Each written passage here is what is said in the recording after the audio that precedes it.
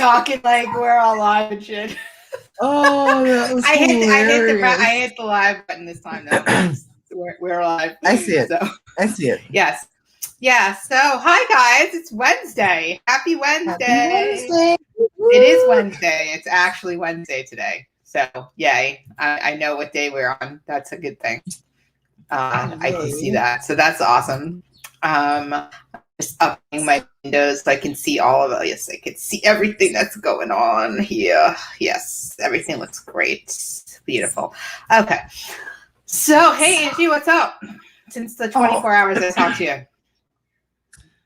I don't know. My cat Gladys is feeling a little aggressive today. So, I may be assaulted at any time. Like, she's like waiting.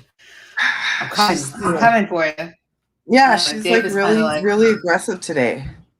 Really? Yeah, she's from the mean streets in North Branch, Minnesota.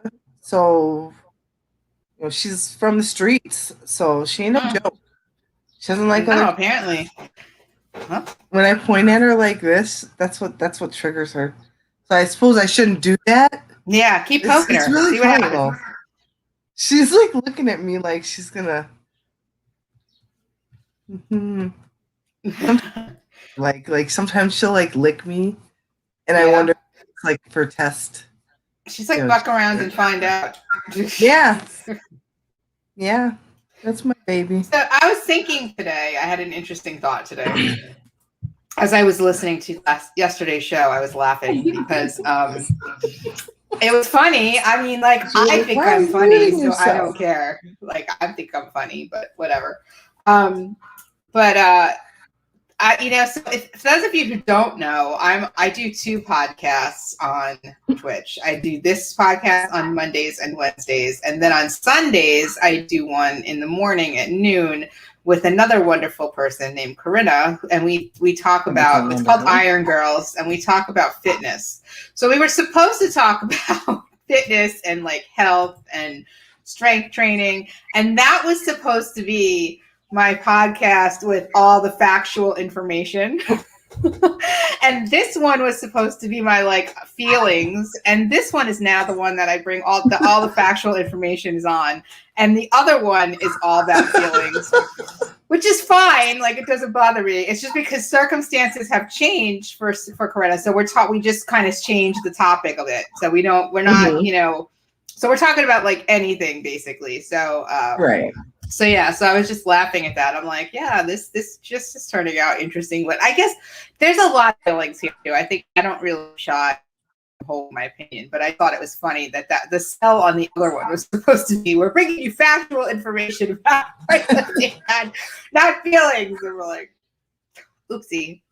Anyhow, okay. So I don't have nothing really happened. No updating. I don't like.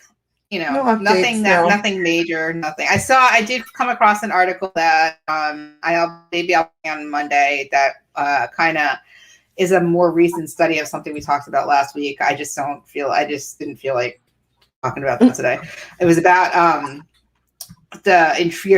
your intrinsic weight bias and how it affects you. Like, it's just another one of those studies that show that, it's more about what you feel about yourself than what anybody else says about yourself. So right. There you go. There's the entire thing. Hey Nova. How's it going?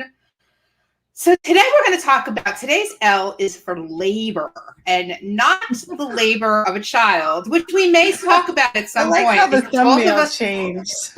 I know. Both of us have, because both of us have had children, so we could talk about that. That might be a good topic at some other point. But really, it's about labor as in like employment and employee relations and discrimination on the job and all that great stuff.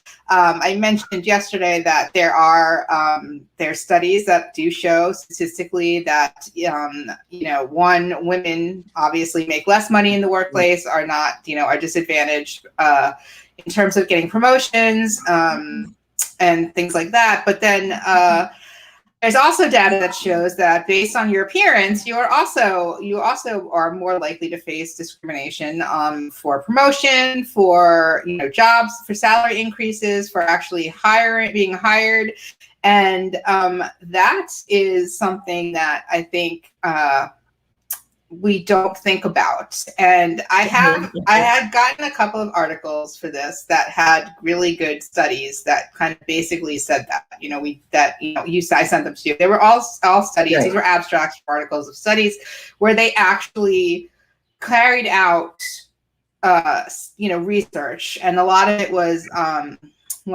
just going to a broad summary. Like a lot of it was like secret shopping, using people to go into retail one time, and then they had people who were thin, and then they put them in fat suits, and made them go. They compared the experiences and things like that. They also did. There were surveys of former Weight Watchers, or current Weight Watcher people who are doing Weight Watchers, and they were asking them to kind of take a survey over. I think it was a 3-year period. That one, if I remember correctly, let me see. If I remember correctly, that one was one of the largest studies they've had to date. But at the same time, it's self-reported. So I always get a little I know that COVID. I know that self-reporting is a good thing. It's not a bad thing. But I always kind of wonder if it's not observed by an outside. Right. There's always non-biased. Yeah. Bias. So this was predictive over. So I'm just showing towards. Just looking at what we had here. Okay, so it's weight discrimination, legal. So they were basically saying the same things over and over again. That basically, your biases when you are looking at other people do carry into your if you are in a role of hiring or training or supervising somebody, or if you're being hired, trained, or supervised by somebody who's overweight, that your implicit bias and feelings towards weight will actually impact the interactions and how you treat this person or how you are treated by other people. And I think most of us kind of who have been overweight kind of know that. I mean, in a sense that I think being fat is one of the the more socially acceptable things to talk about, or to to talk, to make fun of people. It's not, it's not as frowned upon. I think it's different now, but when I was younger, it was definitely not. And I think we both said yesterday that neither one of us has had any actual experience or didn't feel like we were being discriminated against in our profession. I certainly have not felt like I've ever been discriminated based on my weight for a job. But as I said yesterday, I work in a profession that's 80. Now I looked up the current stats are 81% for female. And so it's a female dominated profession. Librarians also have their own stereotypes of what we are supposed to look like and how we're supposed to act. So, I don't think anybody's shocked if they see an overweight librarian, if you're going to go by stereotyping. So, or popular stereotyping. So I've never felt like, that's an issue with me. Now, you said you didn't feel that way either in your profession, correct? Well, as far as because I've been thinking about this all day. And as far as getting a job or being promoted in a job or being treated differently in a job because of my size, I just can't necessarily say that I think that I've ever been discriminated against. But what I will say, when I graduated school for respiratory therapy and went into bedside practice, one thing I do remember, I remember this clearly, is doing bedside practice. I remember knocking over water jugs at the bedside consistently the first 6 at my job, just every day, in everyday practice, walking at the bedside, making that turn to, Aw. do whatever, because it was just the layout of the room. The room. And Yeah. as space is designed, and hospitals are designed, and workspaces are designed in ICUs, in emergency rooms, from 1970s forward or whatever, larger people are not necessarily taken into consideration, and space is at a premium. There's a lot of equipment. There's a lot of people that have to be taken into consideration for that. And I don't necessarily view that as discrimination, but I do view that as something to take into consideration, because that wore on me. And I ended up losing weight. I mean, my workload was insane, right? I was constantly running. Healthcare is busy, it's nonstop. I ended up losing weight because I went from a sedentary job to being on my feet 12 hours a day, Right. 3 to 4 days a week. So I lost weight anyway as a result of just my job, and so I don't feel like it was discrimination, but it did wear on me. It did have like, why am I knocking over all these water jugs? Like, am I really that big? Like, it was something that I did grapple with. So yeah. that is something to consider, like, for a person of larger size, like just how much space you take up in the workspace compared to a normal size body person. Well, and I absolutely 100% agree with that. The thing, I think, if I had to really talk about something I felt my weight impacted, is that it had nothing to do with my performance. I don't believe it had anything to do with the way people actually perceived my performance, or, I've never, ever had any feedback saying that I was, like my performance was subpar or anything like that. It was more like, so you're in a professional environment. So I was in academic medical settings all the time. So there's an expectation of being dressed a certain way, and clothing was always an issue, because there's not a lot of clothing that's accessible. And once you hit a certain size, it's really hard to find like professional work clothes that fit you. So that was hard. That are and affordable. I remember, they're like $300 for a dress. Completely. Like, I remember every time I had to buy a suit, I had to go to, what is it? I don't even can't remember the name of the store. It was a department store, and it's expensive. It was like I had to go to Neiman Marcus or something, because that's where they had sizes I know would fit. And that's not cheap. Hey, Gladys. Attack. Exactly.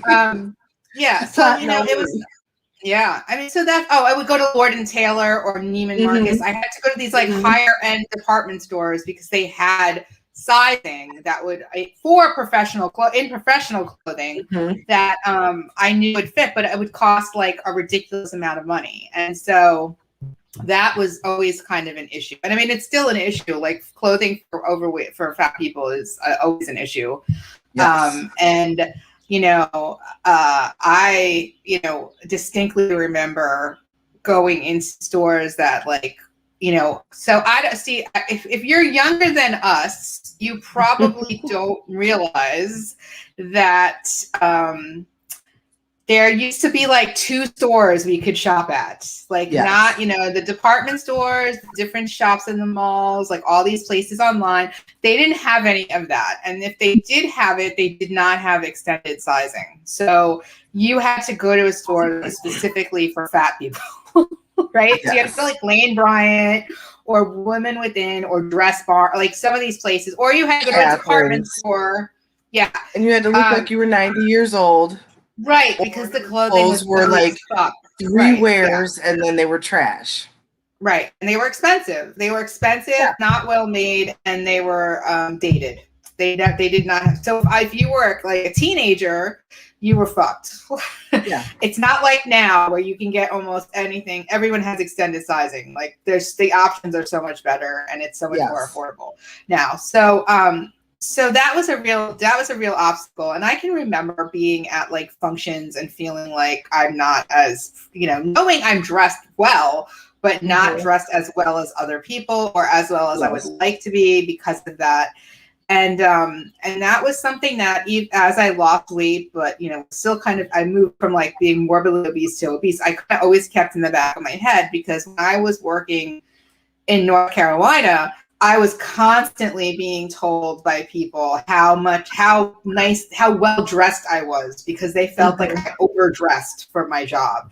And I, it's a difference of opinion. I didn't feel like I did, but like, I guess to what the people were used to around there, they felt like it was. And they were funny because they kind of chalked it up to me being from New York and that I had some kind of insane sense of style or something. Like, not really, no. Like, just like, I like to buy shoes, I like to buy pants, I like to buy suits. Like, yeah, I mean, right. So, but they, it was constantly commented on about like how I dressed. So don't think people aren't looking at that and making judgments about you, right? So that was kind of there. So we have these studies that I will link the articles that I sent, but there's one article I think that really covers everything that we kind of want to talk about today. And this is the one that I pulled from. It's from the MIT Sloan Management Review.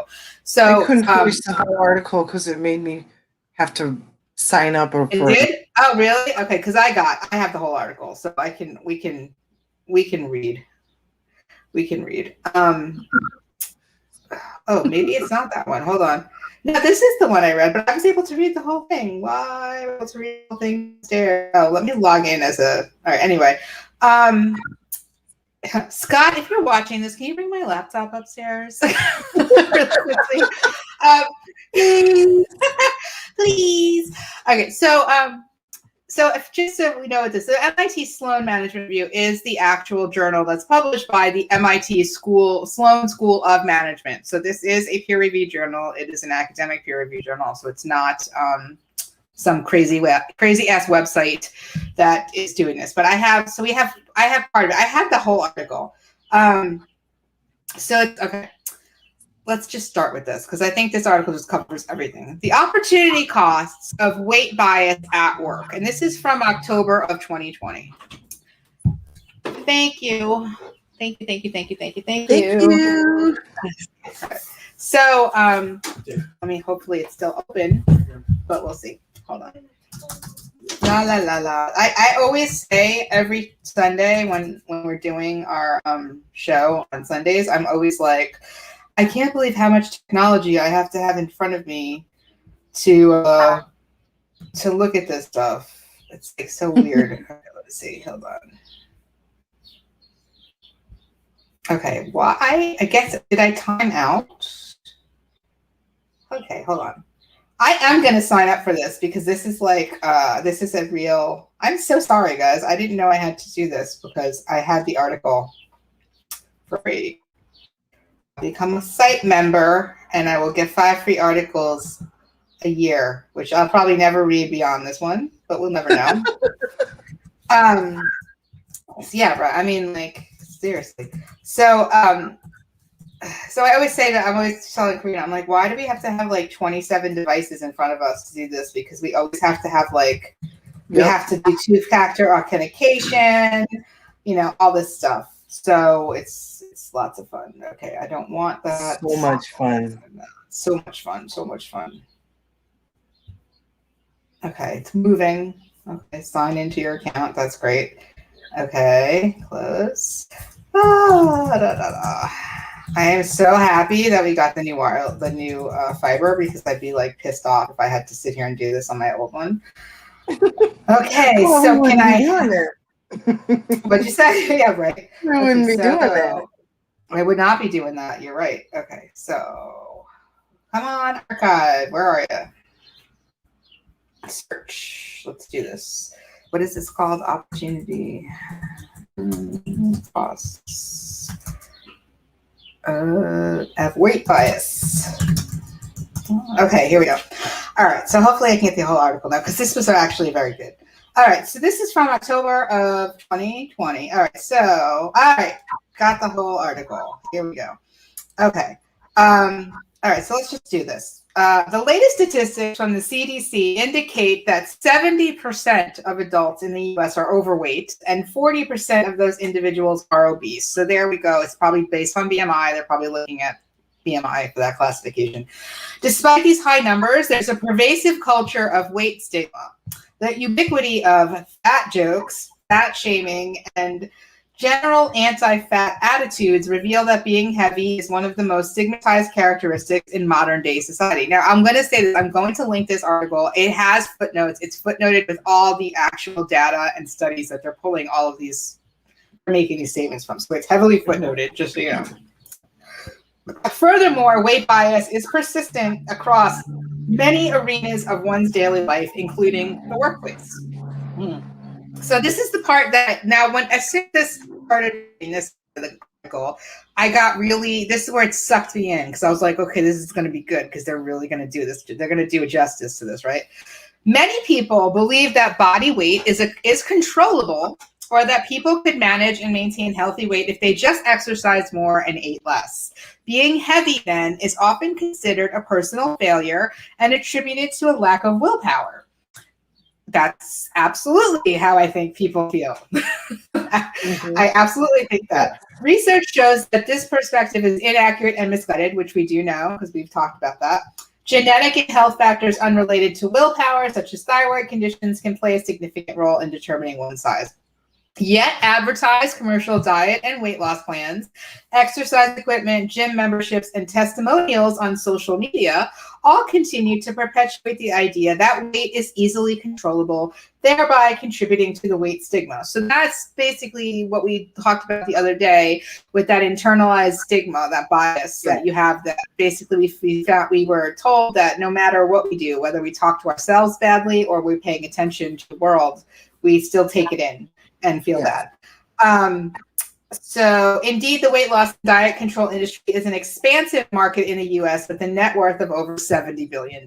There's that diet culture for you. The result is that weight stigma remains and leads to numerous negative stereotypes and prejudicial attitudes. Some of the negative workplace stereotypes that are particularly damaging are that heavy workers are lazy, less intelligent, lacking in self-discipline, sloppy in appearance, and less healthy. Additionally, personality stereotypes suggest that heavy individuals are less conscientious, less agreeable, less emotionally stable, and less extroverted than average weight individuals. Can we just sit with that for a minute? Can you imagine thinking that about somebody based on what they look like?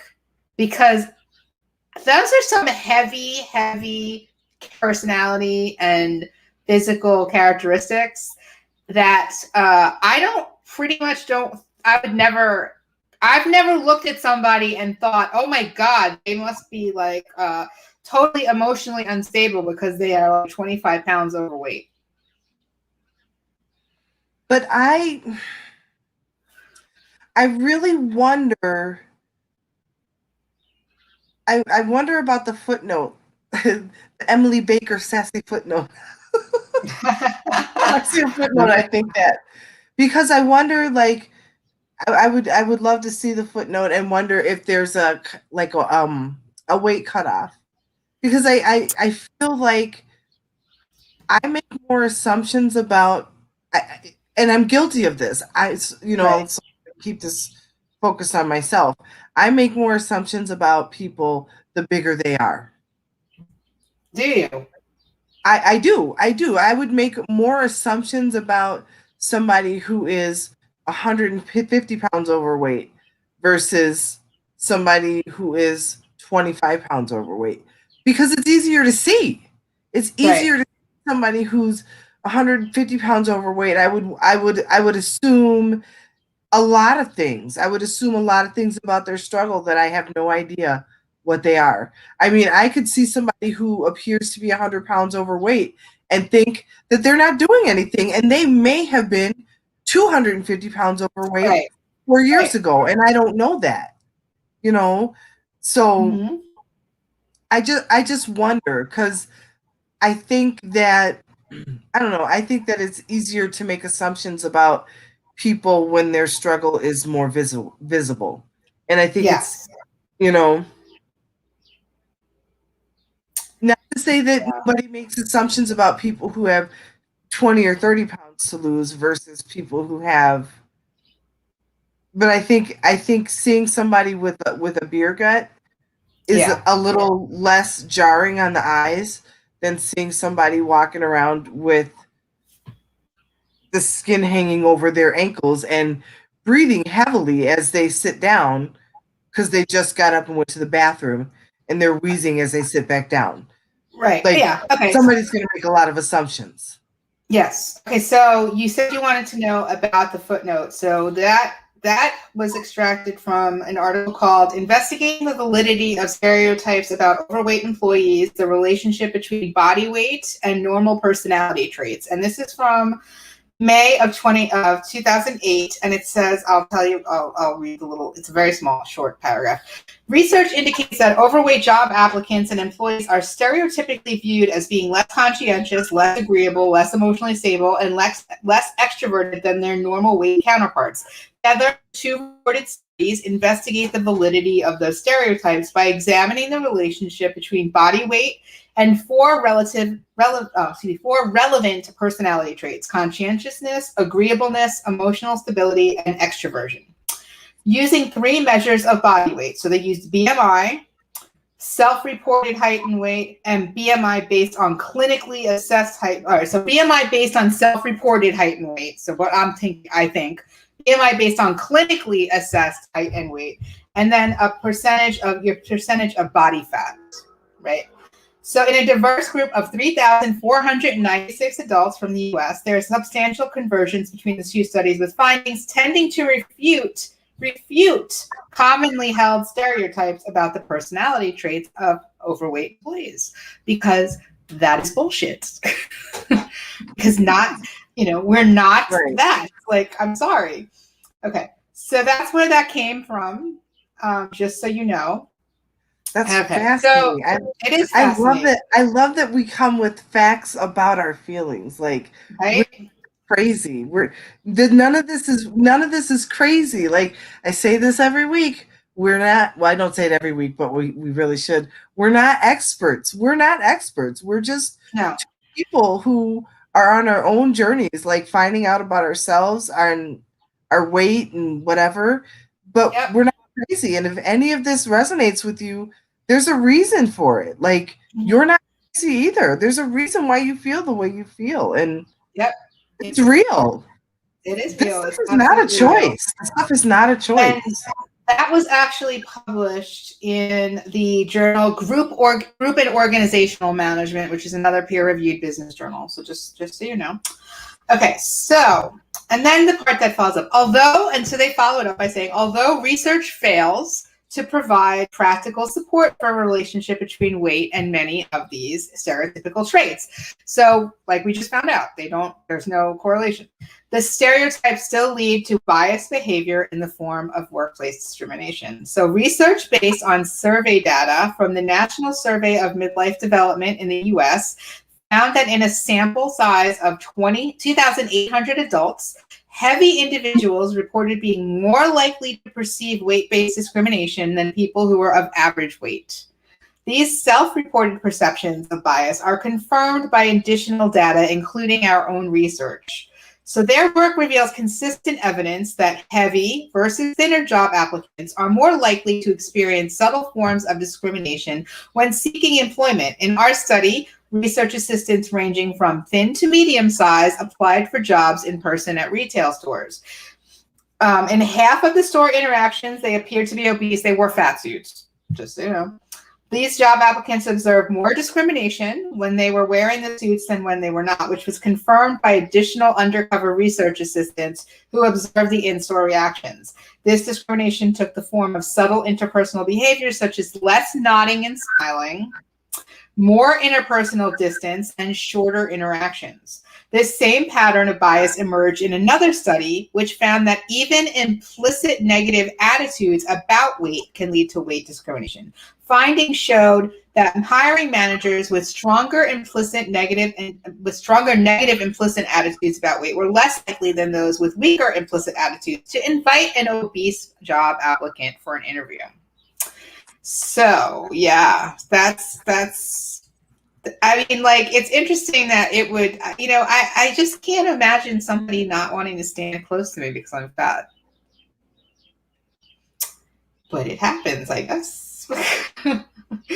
Research also confirms that weight bias and discrimination extend beyond the hiring practice to actual employment, specifically in the areas of training, compensation, and performance evaluations. We studied the impact of weight bias on training experiences and outcomes in a lab experiment in which student participants trained another individual who was pictured as either thin or obese. Those who believed they would be training an individual who was obese versus thin had lower expectations about the trainee's success and worth ethic prior to training.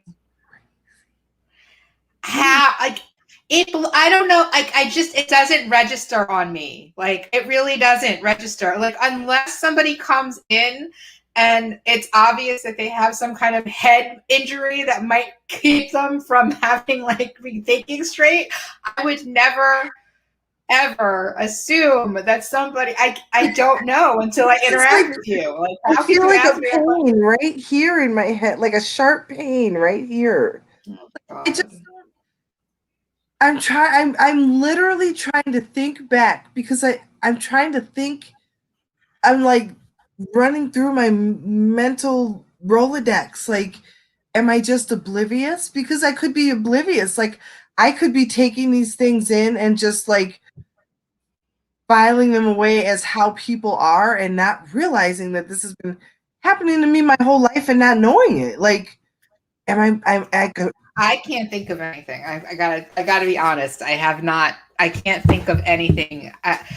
I don't know. Like, I think of it like I can't think of anything.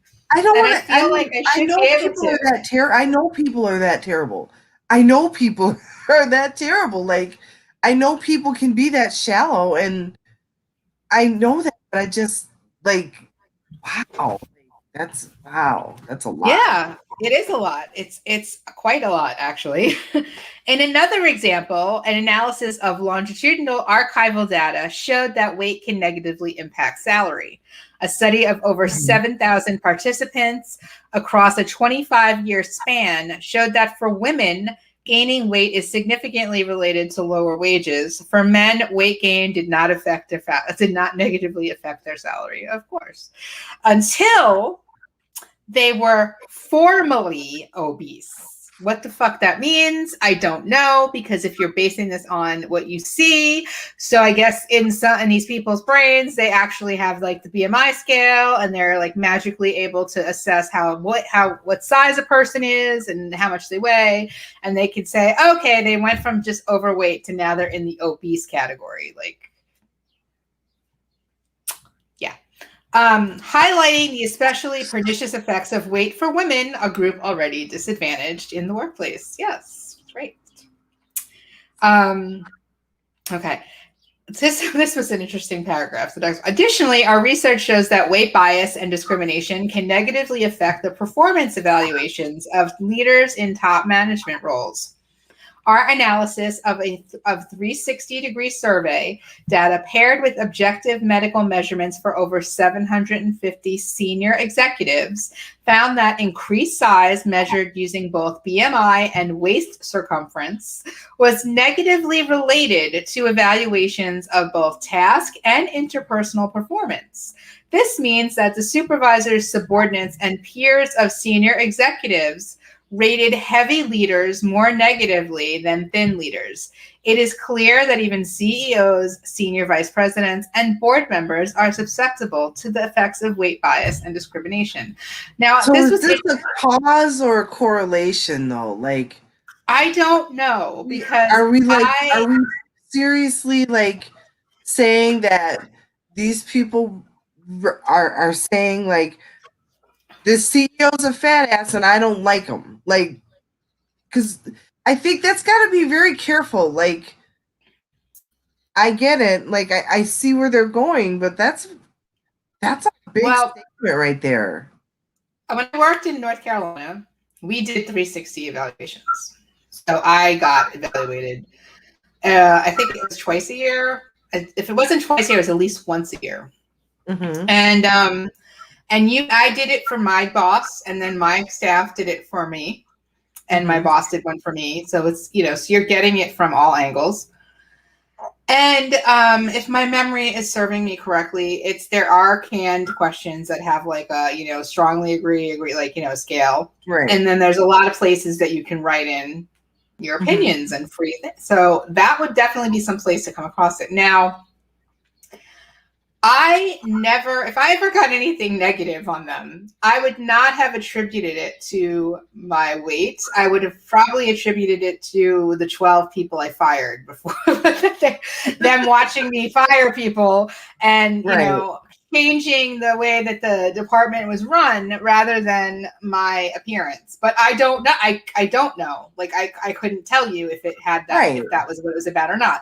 I can just say that in my experience, when I get my feedback back, I get my results back, I have no clue as to what they're talking about or referring to. I can only make assumptions based on what I know or what I think is happening. Like, if I have a problem employee and they're rating me like really low, I know that this is me and my problem employee. We have an issue with each other, or they don't like that I'm disciplining them or whatever it is. They don't like it. And that's why I'm getting negative feedback. But if it's just like a general thing, I have no idea. So I would love to know, how they figured that out. Yeah, I'm looking for the footnote right now. Hold on. I want to see what this is. Okay. I want to get, this is really crazy to me. I want to know more. I just want to know the methodology of it, because having taken how they figured that out. Okay. So that's a big statement. Like that's a huge big statement to make. And so I don't want to like invalidate it and be like, no. We get the whole article. Yay. I just want them to tell me how they did this, though. It's an 18-page article, so we're not going to read it. It's called, all right, boys and girls. So it's called Waistlines and Ratings of Executives. Does executive status overcome obesity stigma? And this is actually from the journal Human Resource Management, and it's about a 5-year-old study, so it's 2016. I want to see how they actually did this. So it's done in an HR journal. So yeah, let's see. This is like, I love academic papers, drive me crazy sometimes. I gotta have this methodology. The librarian. The intersection. I know. So it's in addition to hierarchical level, the characteristic of obesity intersects with several social identity characteristics. So intersectionality theory, which was derived from critical race and feminist theoretical perspectives, highlights the meaning and experience of being a member of multiple social categories simultaneously. So like women, overweight, person of color, The pattern of oppression encountered by members of one stigmatized group can be compounded when these individuals hold additional stigmatized identities, right? Okay, so that was negative bias associated with obesity likely vary with the demographic attributes of gender and age, though the effects are not always consistent. The majority of evidence on the stigma on obesity suggests that the stigma may be more severe for women than men. No kidding. Women tend to be judged and stigmatized on the basis of weight and appearance more than men. Yeah, no kidding. Okay. All right. So they did a couple of hypotheses here. They had hypothesis 1, performance ratings are negatively related to body size across hierarchical levels, which we talked about. So I want to know all right, method. Here we go. Thank you. All right. I got to skip over 12 pages to get to them. All right. They got to give you the backstory first. Okay. The participants in the study were 757 attendees of a 5-day leadership development program between 2006 and 2010. This program is primarily designed for senior executives, the top 3 tiers of their organization, who have responsibilities for 500 or more employees and who have 15 or more years of management experience. The sample was comprised of 17.3% female leaders. The majority of participants indicated that their ethnic background was Caucasian, 73.8%, while others indicated Asian, 1.8%, Hispanic, 1%, African American, 3.3%, and Native American, 0.1%, and other ethnic backgrounds, 20%. The participants range in age from 32 to 67 years with a median age of 48. They represented top leadership in a wide range of sectors, including for-profit, private, nonprofit, and public organizations. Almost all participants, 93%, worked for companies that were larger than 100 employees, and the majority, 70.1%, worked in companies with more than 1,000 employees. So these are big things. Mm-hmm. All right. Approximately 6 weeks prior to attending their development program, participants were asked to complete electronic survey measures of their performance. So they used this tool. It's called Executive Dimension Center for Creative Leadership. It's a personality. All right, so I guess it's their executive performance, their personality with using the workplace Big 5, health-related behaviors, and demographics. Given that the performance measure is a 360-degree survey, electronic copies of this assessment were also sent to and completed by direct reports, peers, and bosses that participants chose to serve as raters of their performance in this program. Participants were encouraged to choose raters who were likely to be honest and who knew them well enough to provide accurate ratings. So they chose who they were going to give the surveys to. I would like to say when I took them, everybody got them. You didn't get to choose. In our sample, executives chose between 1 and 6 bosses and 16 peers and 1 to 16 direct reports. The final ratings for each source represented the average scores across raters because there was a high degree of correspondence in these ratings, and the patterns of effect that emerged did not vary as a function of rating source. That's interesting. So it doesn't matter. They all kind of felt, so that's interesting. Okay, participants were also required to take part in a physical exam conducted by medical and certified fitness professionals on the morning of the first day. And during this exam, certified professionals verified participants' responses on the health survey regarding participants' activity, height, and weight. Also, is just as described. Certified professionals recorded objective measures of the participants' waist size. So yay. Okay. So that's what they did, and that's interesting. Okay, so they use each rater assess the target leader's effectiveness using a response scale anchored with 1 to 5, so 1 is deficient and 5 is exceptional.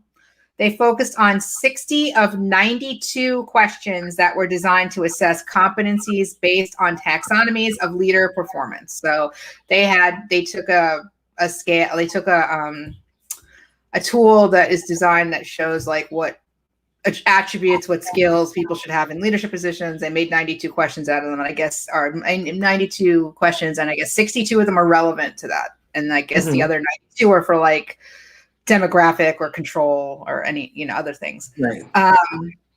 Okay, so let's see. All right. I'm just looking to see. This is not important. This is all statistics. Isn't that fun? Who said you didn't need to know math? Okay.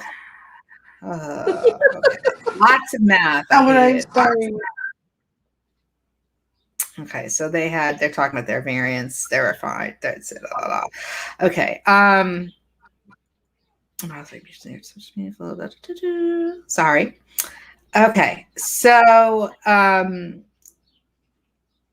verified target executive. All right. So that's what the certified fitness professionals measured each executive's waist size in centimeters using a Gulick tape measure, which ensures standard tension for measurement. And they measured at the belly button. So that's what their waistline was.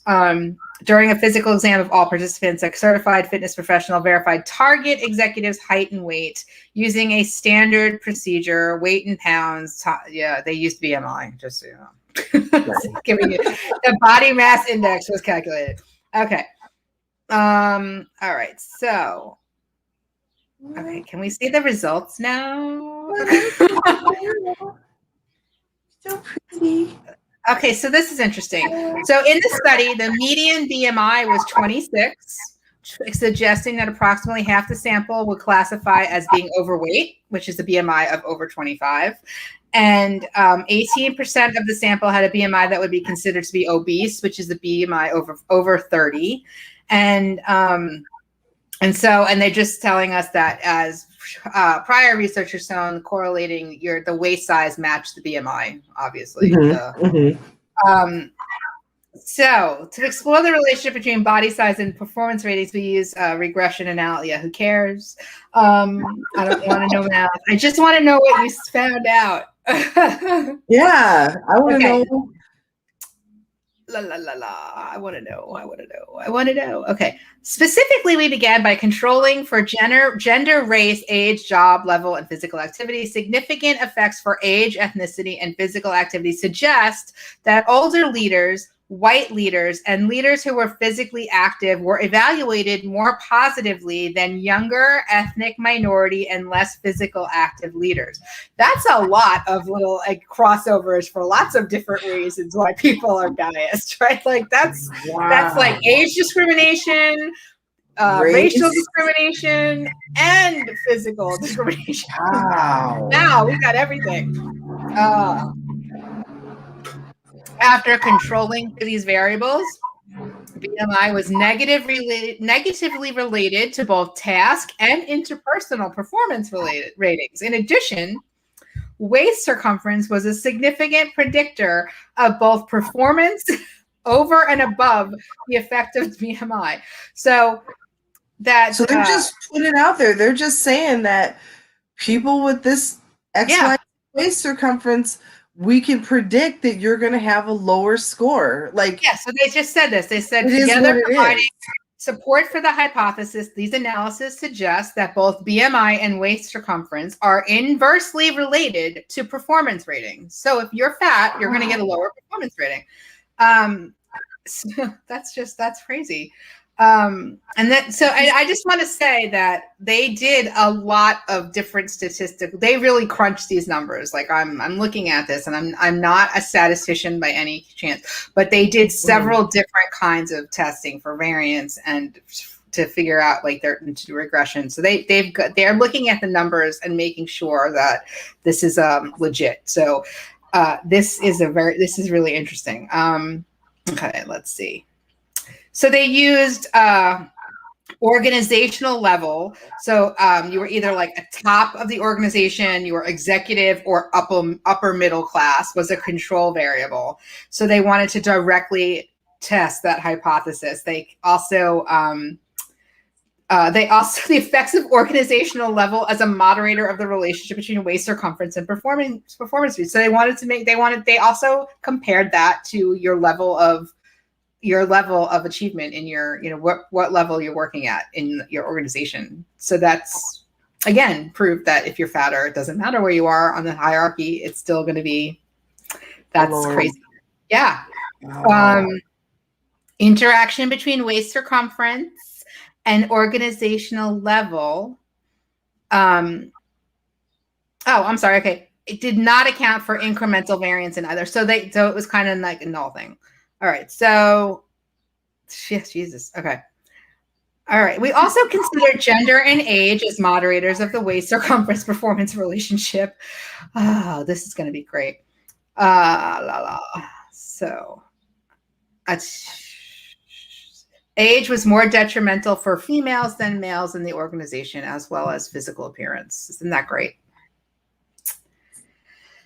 Obesity stigma affects even top executives. It's possible to interpret the findings that positive and negative status attributes can be considered simultaneously. So you can have both. So there are ways that you can be negative and positive rated depending upon what you are, which we know.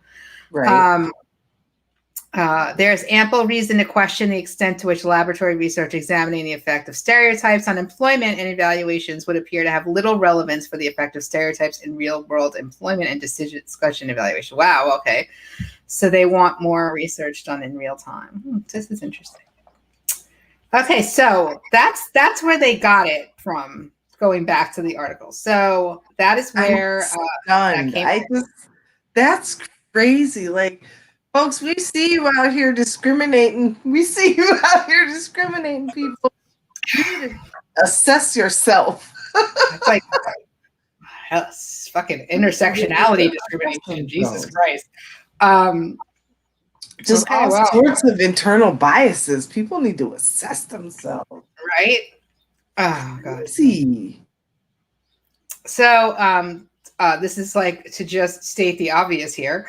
There is strong consensus among scholars that experiencing discrimination has negative implications for people's physical and psychological health and their job-related attitudes and outcomes. If people are selected or promoted on the basis of characteristics not directly relevant to the job, such as their appearance, then employees may miss out on opportunities to work in positions that fully utilize their talents. No shit. And so the rest of the article basically says, effects of bias and discrimination are not isolated to targets of weight discrimination. They can also have negative consequences for organization as well. So they did those 2 field experiments when people went into the stores and interacted with the salespeople. And shoppers who experienced more subtle discrimination spent less money in stores and reported lower intention to revisit them compared to those who did not have these negative experiences. So the bottom line, implications of weight bias are evident in customer service context. So that, and you know what's interesting? I hate clothes shopping. Like, maybe that's why. Like, maybe that's, I always feel like, oh, I don't like clothes shopping because I can never find anything that fits. Maybe that's not why I hate clothes shopping. Like, maybe I'll have to unpack that in therapy this week. Yeah.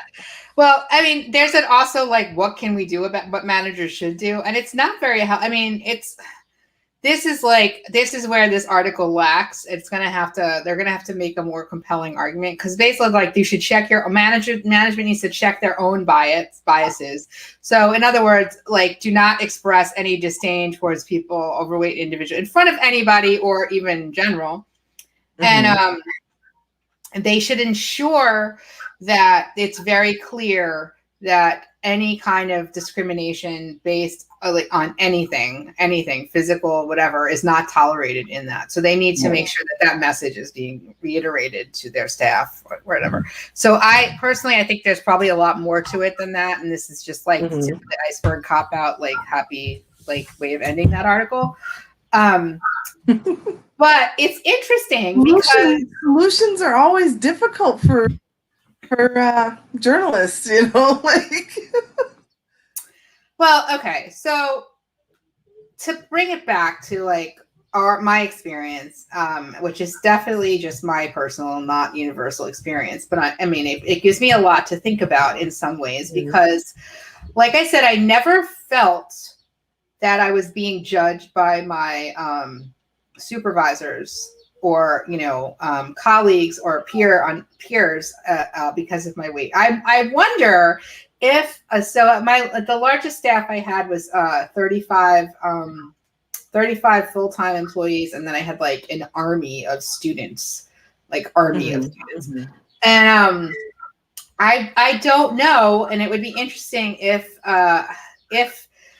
the fact if you would ask me, it would be hard for me to say if it was because I was a woman or if because I was an overweight woman that they may have not liked taking direction from me, or not even direction, but they would be getting evaluated. Their performances would be performance management issues, HR issues, things like that. Because I did have one layer or 2 layers of supervisors in between me and then our staff. So those people would do like the direct evaluations, and then I would get them, and then I would review them, and then if it was a known problem that we were working with together, we would look at that.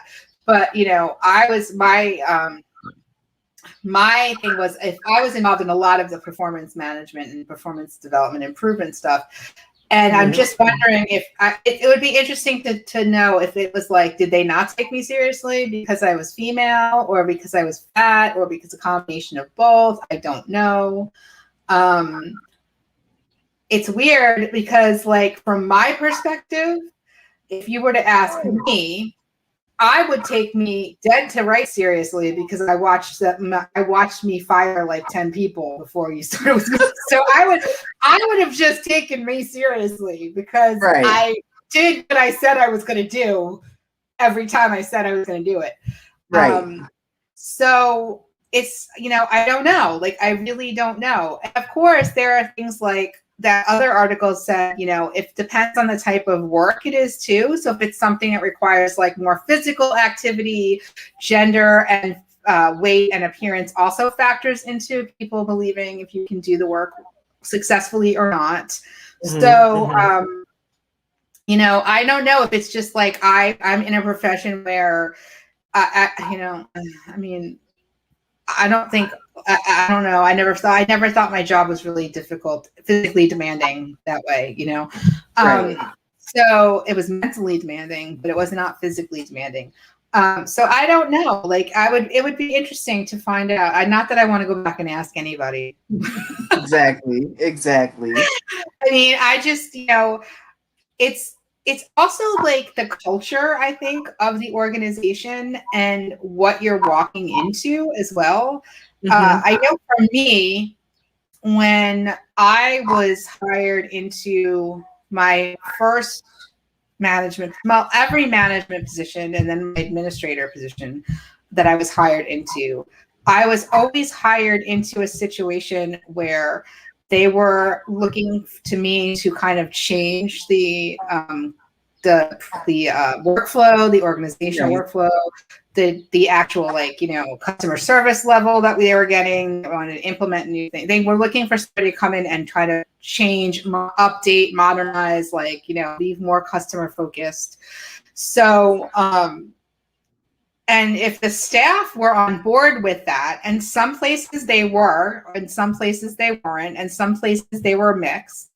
When I got there were, and even during the interviewing process, when I would meet with staff, like they'd have a chance to interview me, I got a lot of we think you'd be really great here. We think you'd be a good fit. Like, if they want you to be there because they're on board for whatever the situation is that they want to get out of what their goal is for you, what they expect your success to look like in the first 6 months, then they might not even care what you look like, as long as you know what you're doing and you give the right answers, right?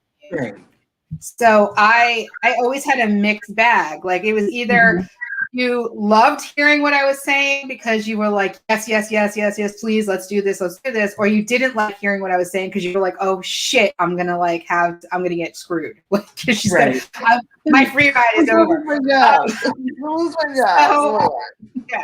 So I don't know. I don't know how people felt getting. I don't know how people felt taking management for I don't want to say taking orders, but taking direction from a fat person. I have no idea how they feel. I obviously have worked with other people who are overweight, and I've never had an issue taking a orders. I've never had an issue taking orders from anybody. I'm like, okay, what do I need to do my job? That's always been my attitude. I never thought they're full of shit because they look like this. I would be more like, well, they haven't been able to succeed at X, Y, and Z, so then they're full of shit because they're not capable at their job. Has nothing to do with what their physical appearance looks like, So I don't know. It's a really, I know it exists. I absolutely know it exists. We just read about all data that proves it. But I know other people that have felt like they've absolutely 100% been told. And I know that even when I worked in New York, when I worked for the state, one of the job requirements that was written in to our job descriptions for our staff that the union signed, that was a union position, that you have to have the ability to lift a certain amount. You had to have the ability to walk a certain amount because this was part of the job. So, I know that there are probably people who looked at certain applicants and thought they probably couldn't do X, Y, or Z. Right. That was never my lens that I looked through. I mean, I obviously, I always assumed if you were coming for the job, you saw that because it was not hidden anywhere in the job description. Like it was there, that you kind of understood that you were going to be like lifting books, shelving books, pushing carts, doing all sorts of crap. So, but I mean, were there people I worked with that probably looked at certain people and thought they're never going to be able to just, probably, judging from other things I've heard them to other people. I mean, I've heard people say things about other people and, make assumptions about them because of the way they look, appear, dress, physically, whatever it is. But I think, if anything, the impact that it had on me was that I became like hyper vigilant, right? So like when you are overweight and you already know that you're already carrying a strike against you, that people think you're lazy, that you're not as smart, that you're not as conscientious, that you're overperform. You kind of like overcompensate for all of that, right? So I like dressed really well. I made sure I had my hair done. I had makeup. My nails were always done. I had nice shoes on. I did my job. I worked like 12 hours a day. I made sure, it was that kind of pressure. And you wonder, like, other people, and, I would look around and be like, other people are like, it must be nice to not wear makeup to work every day. I don't know. I mean, that's obviously that's a personal opinion, right? That's a personal choice, and some people don't. But I always felt like I'm expected to look apart because, and then I'm doubly expected to look apart because of the fact that I've, So while I might not feel discriminated, I definitely think I felt pressure, whether it was put on from myself or from like just being around other people who were thinner and like, it's just, you kind of compare yourself to other people, right? So you want to kind of make sure that you're on the same level as your peers are. So that's an issue I think that is hard. It's hard to keep up with too. I mean, it gets, like you mentioned, it's expensive. Like it's really expensive if you're, getting your nails done every 2 weeks, getting your hair cut every month, getting color, all this stuff adds up for women. It adds up a tremendous amount. So, and none of that, you can't claim any of that on your taxes. So none of it. None of it. No, and I mean, and we do know that women make less money than men, and I can understand that. That would be also based. There could be some physical appearance issues there too. Not so much. I don't want to say so much in library land because it's so dominated by women, and the pay sucks anyway. So you have to really. It's not till you get to a certain level of the job that you get better money. But that's more to do with like the position and not so much your gender. It's and I've worked for I've worked for one private university, two private universities and 2 state universities, and on both of them, it's mostly in academia. It's a very rigid pay structure. So if you're working for a state, if you're hired into a line, this is the salary that you can be in. Like there's not a lot of leeway. Like there's a top and a bottom, and they're usually not too wide apart from each other.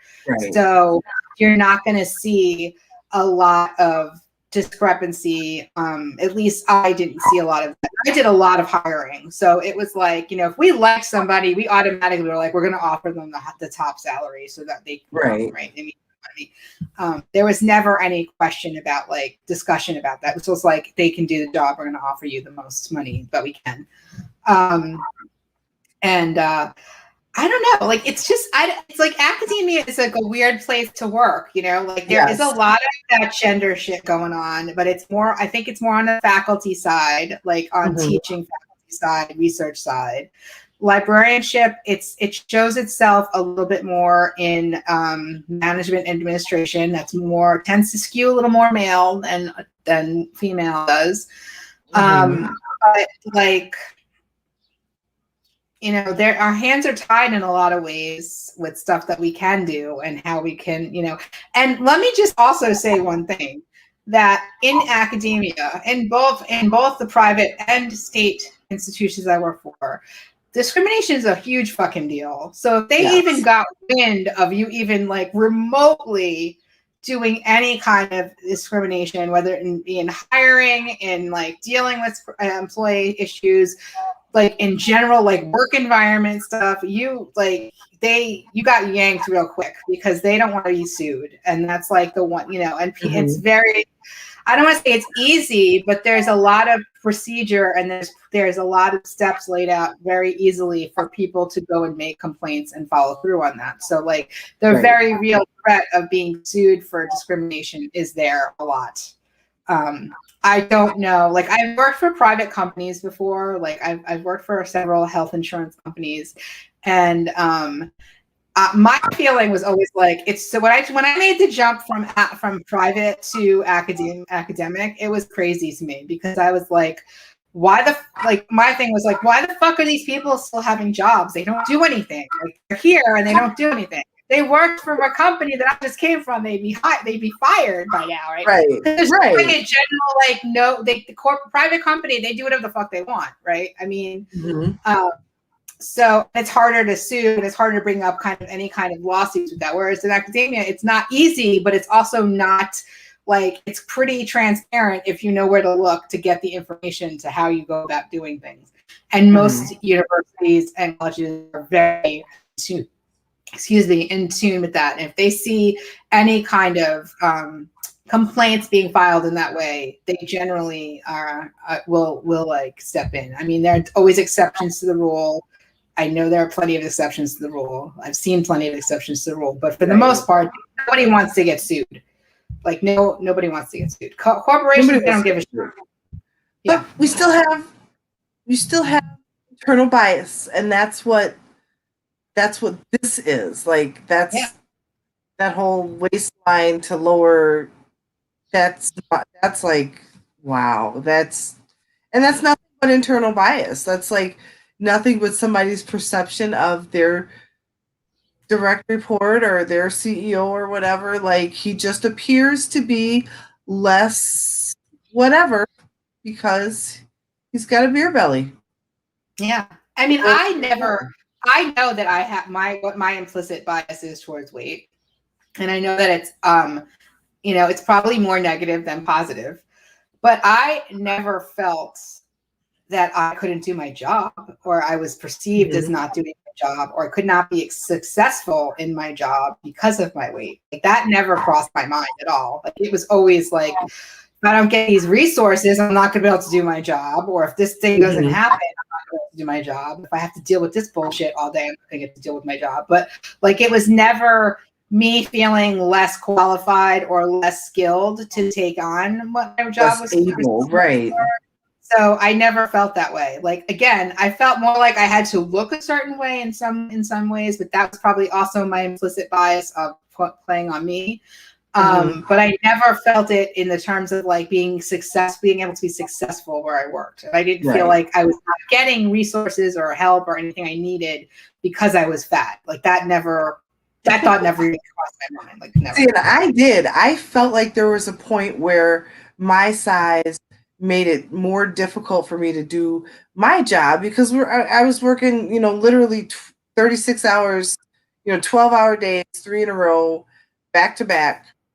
And I was just too big for that. Like it's a young man's game. You know what I mean? Like, so for me, my body was done. Like my body was done. And instead of just like having this conversation, I was just thinking about that. Like instead of slowing down and actually like confirming that bias, like not getting my work done, passing it off to the next shift or whatever. Like I just went to my boss, like, I can't do this anymore. I'm ready for something else. Like, right. That's like what you do. Like that's what you do. When you're not able to do your job, you find something else to do. I wasn't able to do my job anymore. But that's not discrimination. That's like being a grown-up. And Right. I moved on to something else and made room for somebody else to come in and do the work because Right. um but yeah, Yeah, you know what it is though? I mean, like, so did they ever give you any feedback about that? Like, did you ever get evaluated and they said anything about your size and the fact that you felt like you couldn't move in the space, right? And so that never came up, right? Okay. Because like that shouldn't be as a something. matter of fact, Like I've heard feedback things about like how I this. never left work for people. Like I would get upset with people, like because I have my own workflow, like, and people would be like, well, why isn't Angie doing work like we're doing it? Because I do my own workflow. Like, back off, like go take care of your patients and leave me and mine alone. Like, what's your I problem? mean, this is another one of those like really nuanced situations because I've never had to deal with it with somebody's size, but I have had to deal with it with somebody's skills, ability to learn new things, and then to some extent physically being able to do it, where the job may have changed, the job requirements may have changed, and they cannot fulfill all the job requirements, and there's a whole other thing that has to happen there because if it's a scenario where they know they can't do it and they're going to say, like, they're going to go for accommodation or something like that, then that's what you do. You work for that. You try to work within that. But if they don't see that as they're having an issue and it's like a repeated kind of performance thing, that's where it gets kind of icky and ugly. Like I had one staff person who had been working at the library for like 20 years. And so when I got there, we had like a new system had just been implemented probably the year before. And she just did not get a handle on how to use the new software, the new library systems software. And no matter how much we trained her, she just couldn't do it. Like it just was like it wasn't sticking in her head at all. And it was like, this is a huge university. We have like a huge amount of people coming in the building. We really kind of can't have somebody taking 20 minutes a transaction, right? So like, you have to have that conversation about like, okay, this person's essential job duties are X, Y, and Z, and they can't do Y and Z. So what are we supposed to do now? And there's usually like, that's a really awful conversation to have with somebody. And you're not always in a position where you can offer somebody a different kind of job responsibilities to do. That can be a thing. And if somebody's physical limitations you decide can be classified as a disability, then you're going to have to work within that framework because there are federal laws that require that are applied to that and applied to disability. But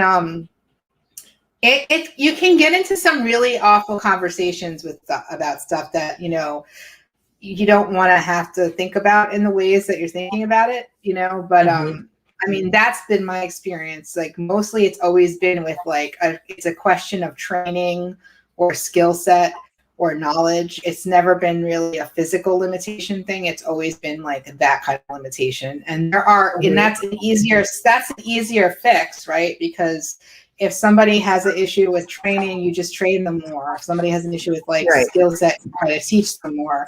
It's when that becomes the 75th time that you're doing it, then that's when it becomes an issue.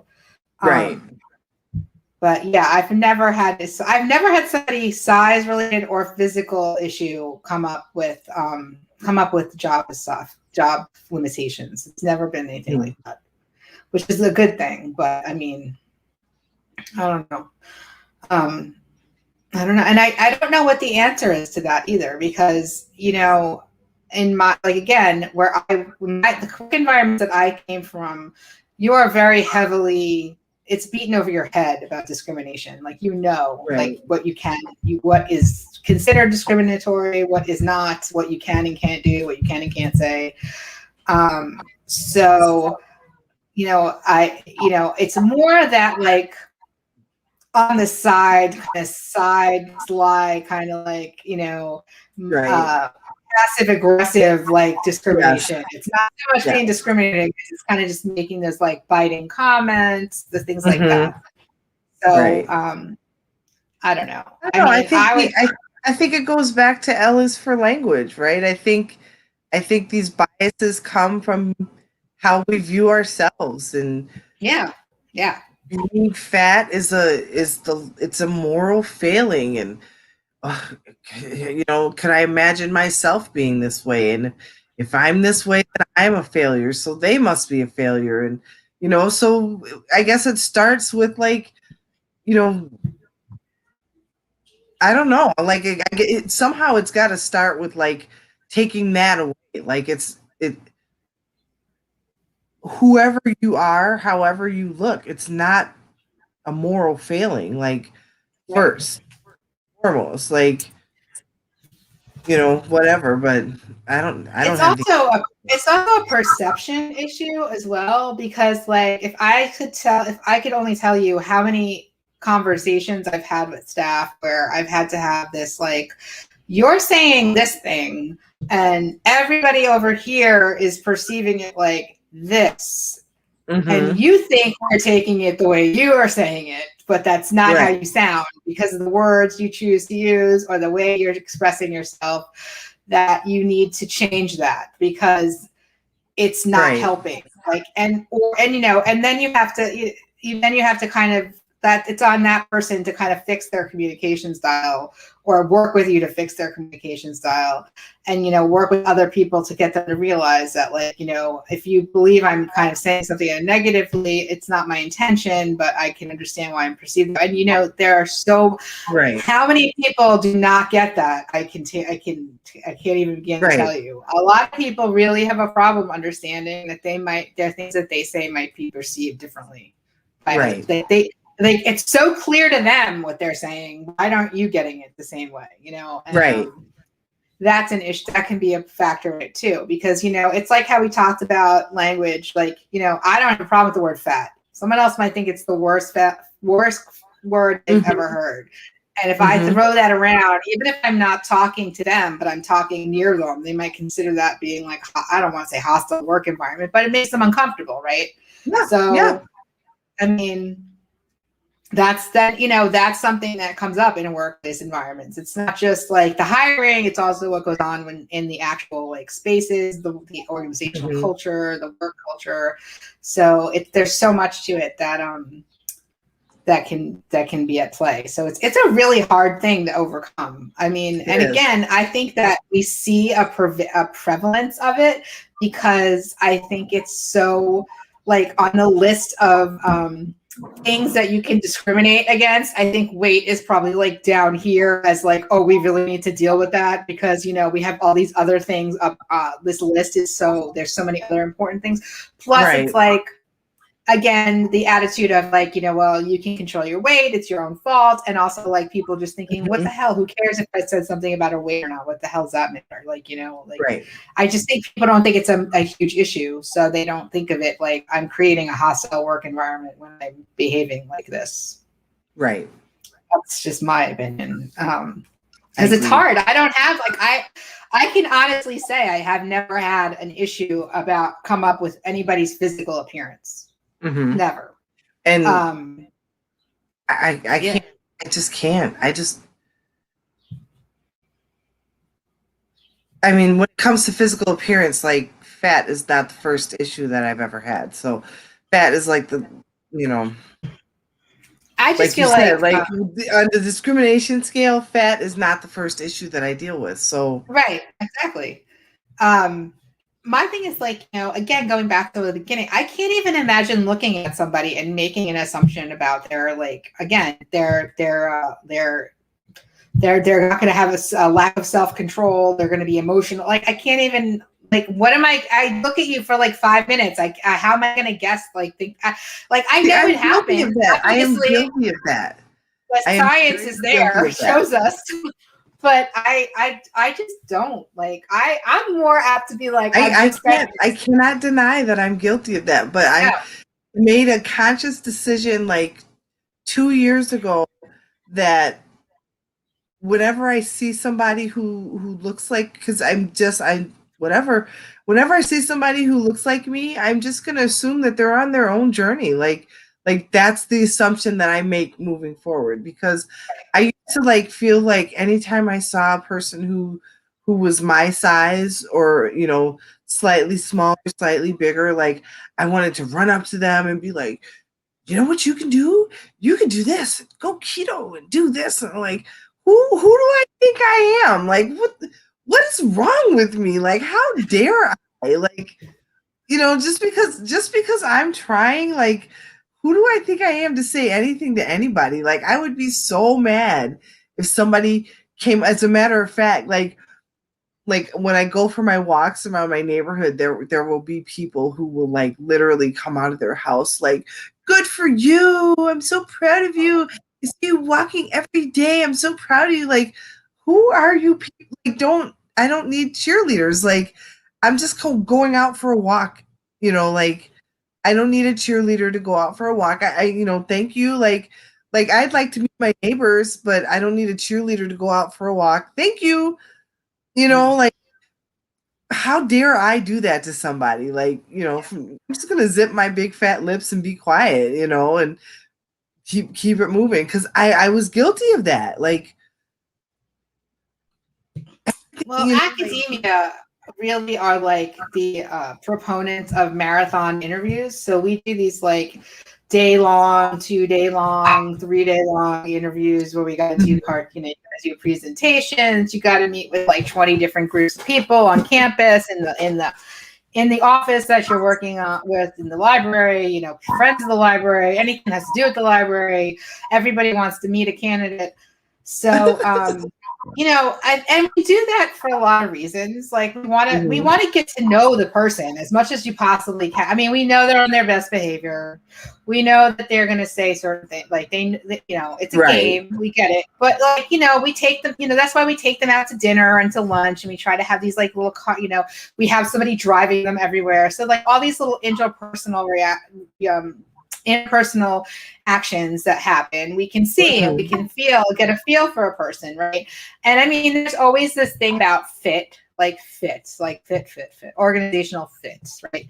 Which, depending upon who you like listen to, it's either really important or it's complete bullshit, right? And it really depends on what kind of like work environment you want to be in or you are in. Like, either you give, or either all you care about is that this person can get that job done and they're going to do really great work and do it, or you care about like they can do the work and they're also have a fantastic personality and we need that too, because like it'll be great to have them to work with them. Right. So either one or the other.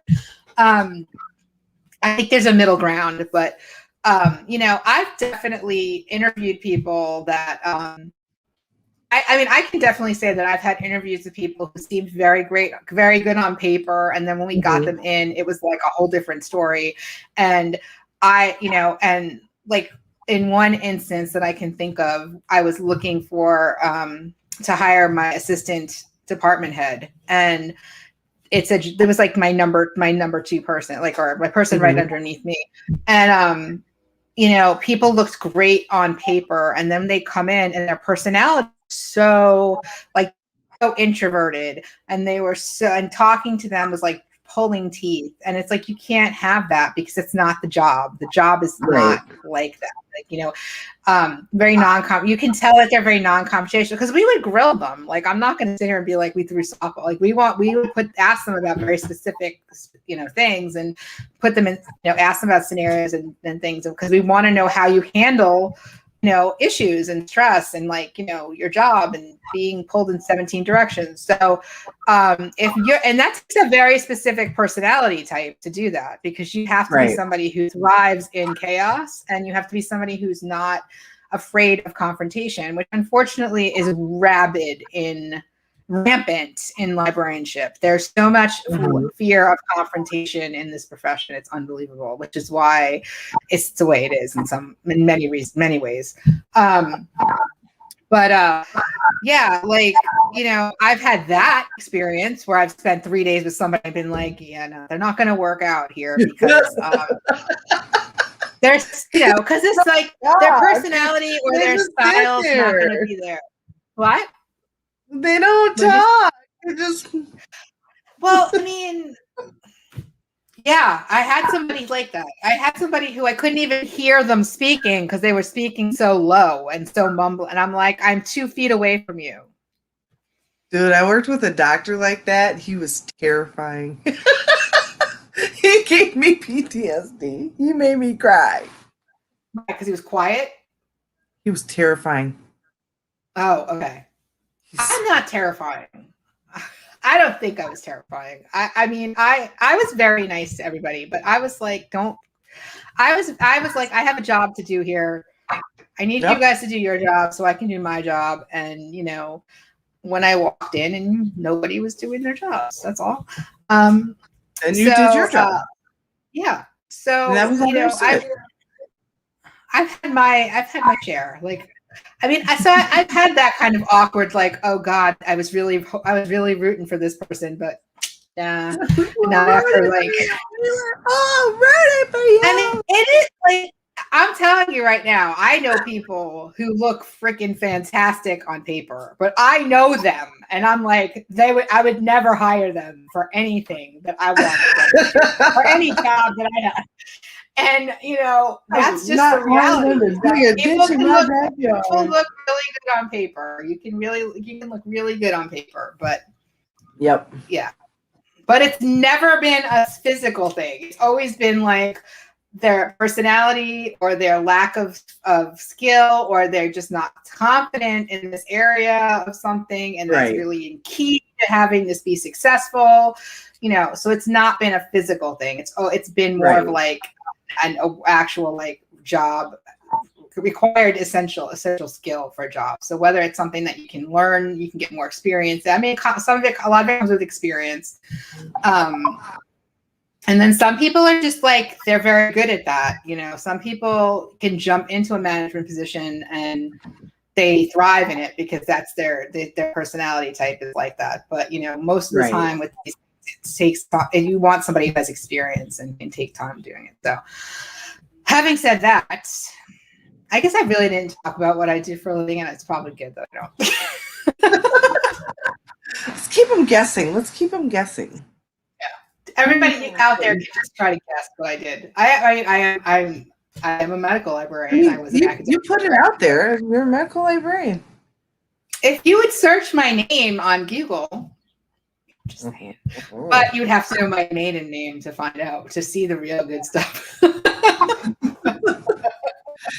She carries around Thor's hammer. We'll just put it like that. Yeah, I'm really nice. I'm not mean. I'm not mean. I am. I give everyone. I'm not afraid of you. I'm scared of you. I mean, I won't fight you because I'm a luxury model. I'm made for loving. I'm not scrappy at all, but I'm not scared of you. I'm a brick shit house, so I'll probably like beat the shit out of anybody. So, okay, on that note. There's no stat in the chat right now. I don't know why he's like, I'm laying out of this one. So we're gonna. I think. All right. So I had mentioned that we wanted to do some additional content. I really start wanting to play like trivia games and games on Sunday. So we were thinking like Sunday evenings would be a good day, like and shoot the shit and play games. So look for that. It's not gonna start this week because I got to do a couple more things. But like, we can play words on stream. We can play trivia. We can do whatever. And it's literally gonna be like we get online. We just shoot the shit about anything. Discretion being what it is. How's that? He's not saying anything because he knows discretion. He knows all the shit. Like he was with me during a lot of the shit. He knows a lot of the stories. He's seen a lot of the results of a lot of things. So yeah, it's called tack, you fuck rag. I have tact. Shut up. I think we might be contrary to how I may come off on this podcast, when I am in a professional environment, I am actually extraordinarily professional. So let's just I know who I'm talking to. I love that movie so much. All right. So we're going to do some fun stuff. We're going to have shoot the shit, and that we'll talk about anything. So if definitely we see something going on in social media, whatever, the gossip, whatever the thing, whatever's blowing up on Twitter or YouTube today, we might want to talk. We might throw a comment in or not. We're not commentary. We might just be like, this shit's bananas and we don't want to talk about it, but we see you. So we'll have a shoot the shit kind of thing, and we'll just play games, and you can play with us because they're interactive. So if that's something you like, come in. Nobody fears you until you start lopping off heads. I may have buried a few, but I don't know. Not me. Yeah, not scrappy at all. No, nope. Not my hands are clean. It's hard to manage people. Let's just put it that way. It's a very challenging thing. I am not a manager. I'll talk some stories at one of these Sundays, because nothing in the workplace, nothing surprises me anymore. Nothing shocks me anymore. You can give me the craziest story of what somebody did in their work environment. I'd be like, yeah, that's whatever. I know. Nothing shocks me anymore. Nothing. And I know everyone's like, it's a library. How bad could it be? Oh, you have no idea. I would not be surprised. I'd not be surprised. The things that I've seen and done, I wouldn't be surprised. Yeah. Nice, quiet library in the back stacks. There's sure some books that are probably crusted shut, I'm sure. Group study rooms, things like that. Anyway, yeah. There's a reason why most of the places that have them the glass walls. Anyway, on that happy note, thank you to everybody who is watching. Thank you. Have much of a chat. Nova, have a good night. I hope you're doing well. People who are lurking, thank you for coming by. We'll be back on Monday. I have no idea what the topic. I have a list of words I need to pick from. If you have suggestions, please let us know. Contact us in our contact information, which is in the description of this video, also on our Twitch page. And on our YouTube channel. If you are not subscribed to us on Twitch, or if you're not following us on Twitch, please do so. We love the support and help. If you like us and are not subscribed to our YouTube channel, I'll take the L on YouTube. There, you can subscribe to us there. That would be fantastic. Thank you to everybody who has given us support again. If you're looking for more interesting content on Twitch, please check out all the streamers that we list below. We have gamers, DJs, other talk shows, people who are really putting out interesting content. I highly recommend it. So thank you to all those folks for the constant help, support, the shout outs, everything. We really do appreciate it. Angie, I hope you have a really excellent rest of your week. You too.